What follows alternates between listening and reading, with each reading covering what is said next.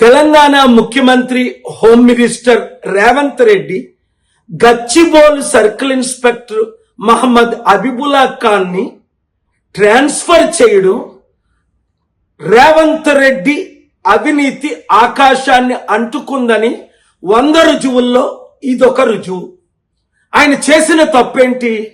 Ponguleti Srinivasa Reddy king of corruption కొడుకు మీద FIR file చేసినందుక అని మీడియాలో రచ్చ రచ్చ అవుతుంది. నేను గత శుక్రవారం ఆనరబుల్ తెలంగాణ హైకోర్టులో కూడా ఇది పలికే ఈ ఉదాహరణ చూపించాను.